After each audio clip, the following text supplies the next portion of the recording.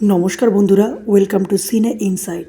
শুধু তোমারই জন্য ধারাবাহিকের আজকের পর্বে দেখবেন রাজীব রাহিকে বলে, রাহি তুমি এই বিয়েটা করবে না? রাহি বলে, তিতলি এখন এখানে নেই, ওকে আগে খুঁজে বের করি তারপর।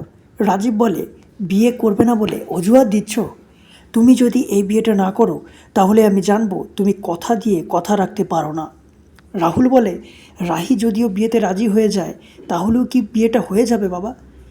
রাজীব রেগে যায়। রাজীব রেগে রাহুলকে বলে, তোমার কথা রাখতে আমি ওই তিতলিকে আমার বাড়ির বউ করতে চেয়েছিলাম, কিন্তু সে কি করলো? সে পালিয়ে গেল সবার মুখ পুড়িয়ে। ও অত্যন্ত অভদ্র একটা মেয়ে, ওকে আমার কখনোই পছন্দ ছিল না। রাহুল বলে, কিন্তু বাবা আমি তিতলিকেই ভালোবাসি, রাহিকে বিয়ে করতে পারবো না। এবার রাজীব রেগে যায় আর ধমকে যায় রাহুলকে। রাজীব বলে, রাহুল তুমি প্রেমে এতটাই অন্ধ হয়ে গেছো যে আজ মানুষ চিনতে পারছো না।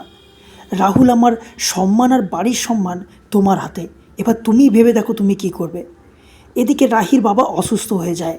তারপর রাহি তার বাবার কথা রাখতে এই বিয়েতে রাজি হয়ে যায়।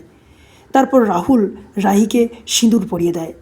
তাহলে কী হতে চলেছে বন্ধুরা, জানতে দেখুন শুধু তোমারই জন্য। ভালো লাগলে আমাদের চ্যানেলটিকে সাবস্ক্রাইব করে পাশে থাকবেন। ধন্যবাদ।